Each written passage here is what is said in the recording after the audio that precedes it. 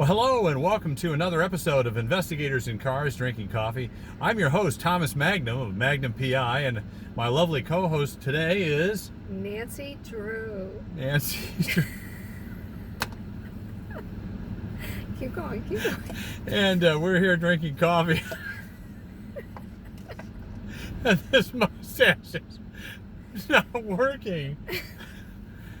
Such a good idea. Happy Halloween, everybody. Happy Halloween, investigators. This is kind of an impromptu costume dressing, middle of the day working. Yeah, we're trying to fit this in here and get this out before Halloween. Yes. Oh, it's not sticking. So anyway,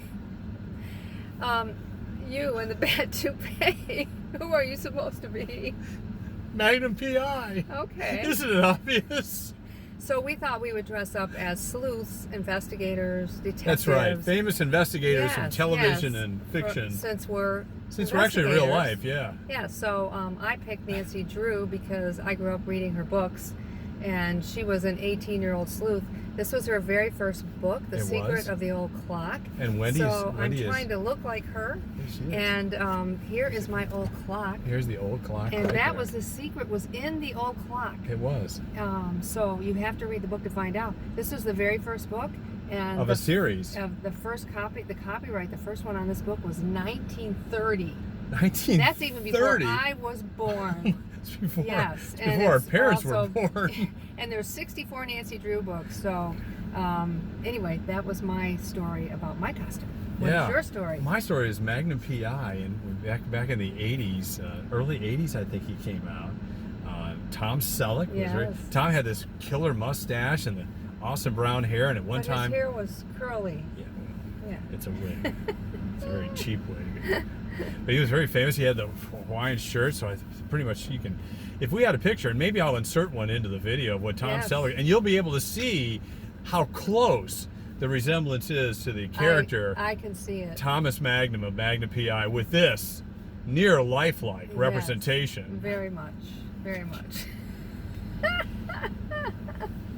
So this is our Halloween edition. Yes. Anyway, Magnum PI was a lot of fun, but by late early 80s, I kind of figured out that real private investigators did not have wealthy benefactors, did not drive in Magnum red Ferraris with any hope of being subtle. And their mustaches didn't fall Their off. mustache didn't fall off.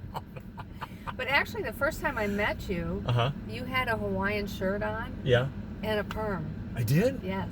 I did? Yes. And I had known you before, and I'm like, what did you do to your hair? So I think you were trying to look like Tom Selleck. I probably was. It must have been like the early 90s. I think I quit my job and I was working for myself. I wore a hat and a...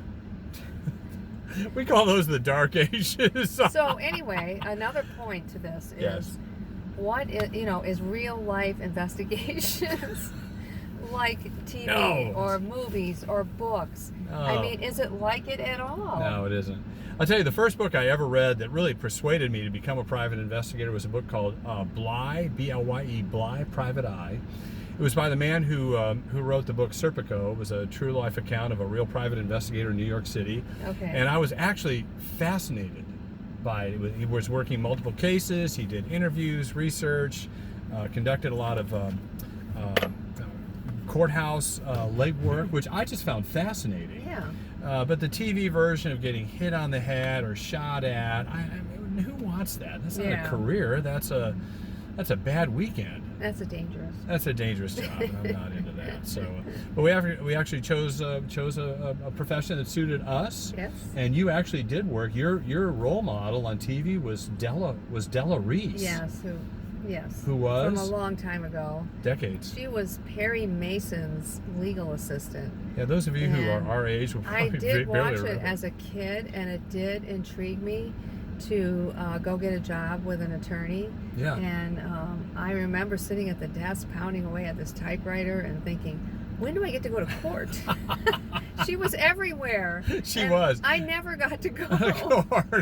So that was my disappointment. But you did end up working for one of the most prominent attorneys in the state and probably the country. Yeah. Yes, I mean, you had a lot of, but you met a lot of famous people. You just didn't go into courtrooms. No, not too much. But a lot of paralegals do. I just didn't happen to do that. And frankly, I've been to court hundreds of times, and I find it really dull. I know. I try to avoid it. You always want to go. But, so anyhow, that was our fun for Halloween. That was our fun for Halloween. And, listen, if you have not signed up yet to become a subscriber, we probably have 2 or 3 of these left. 100.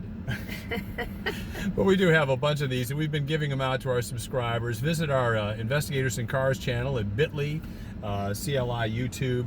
Sign up, become a subscriber. We get great content every week as we kind of talk through the realities of being private investigators, yes, and occasionally have a bit of fun. I think last year we were pirates last year. I think so. I don't remember what I was. Yeah. Yeah, it was memory recall. Yeah. And be careful. I put an article on our website about being careful with your children's candy and some of the dangers of that. The CBD oil is becoming a concern to parents for Halloween, or people offering the gummies, things laced like that. Laced cookies, laced or even brownies. by mistake, not doing it on purpose. So just be just careful. be cautious, check as your you stuff usually are. Most parents are pretty observant about what's going on. So be safe. Make sure you subscribe below. Get our Investigators in Cars cool coasters, and we'll see you next time here on Investigators in Cars Drinking Coffee. Happy Halloween.